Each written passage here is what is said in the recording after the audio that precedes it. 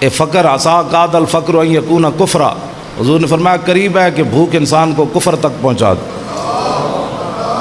اسلام سب سے پہلے روٹی کا حل کرتا ہے۔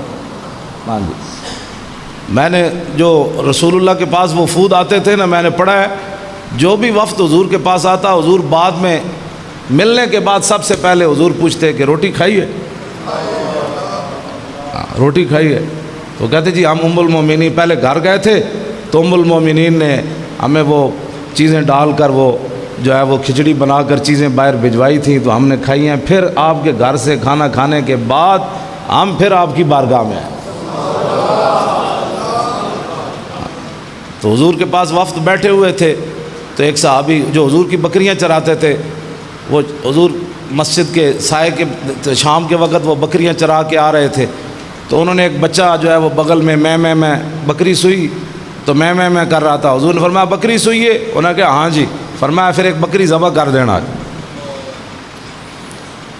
تو وہ وفد کو کہا کہ یہ تمہارے لیے ہم ذبح نہیں کر رہے، بکریاں جب 100 ہو جاتی ہیں تو ہم 100 نہیں ہونے دیتے، اسے پہلے ذبح کر دیتے ہیں۔ 100 بکریوں پر تو پھر زکوٰۃ، حضور نے ساری زندگی زکوٰۃ عطا نہیں فرمائی، مال بننے ہی نہیں دیا تھا۔ اور جو حضور کے جانشین ہیں آج، جو حضور کے وارث ہیں، ان کی کیا بات ہے، ان کی ٹھاٹھیں دیکھیں، ان کی باٹیں دیکھیں، ان کی خانقاہیں دیکھیں، ان کی گاڑیاں دیکھیں، ان کے یورپ کے سفر دیکھیں، ان کے صاحبزادے دیکھیں، اور دین کا انجام دیکھیں۔ ہاں جی، ان کے صاحبزادوں کی گاڑیاں دیکھیں، ان کی ہٹو بچو دیکھو، صاحبزادہ انج نکل رہا تو پیر کے میں نکلتا ہونا، اور دین کا اشر دیکھو کہ مسجدوں کے سپیکر بھی نہ بچ سکتے۔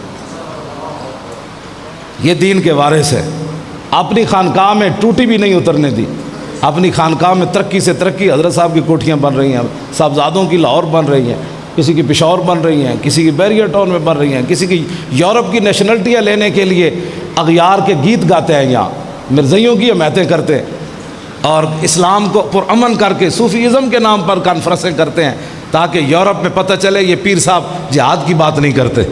ہاں، یہ محمد عربی کا وہ پہلو بالکل چھوڑ دیا، کہا کہ ہم بالکل سیاسی نہیں ہیں، کیونکہ سیاست جب آئے گی تو محمد عربی کا دین تخت پر آ جائے گا۔ کہا کہ نہیں ہم بالکل جناب غیر سے، وہ کہتے ہیں ہمیں ایسے تو بکروٹے چاہیے ہاں جو محمد عربی کے دین کی پاور نہ مانتے ہوں، گھر بیٹھ کر تسبیح چلانا سکھاتے ہوں قوم کو، لیکن یہ کبھی نہ بتایا ہو کہ صدیق اکبر تخت پر بیٹھے تھے تو پھر منکرین باز آئے نا جناب۔ یہ صدیق اکبر کے پاس اقتدار ہی نہ ہوتا تو لوگ جنہوں نے کہا ہم نے زکوٰۃ نہیں دینی، وہ انہوں نے دینی تھی دوبارہ۔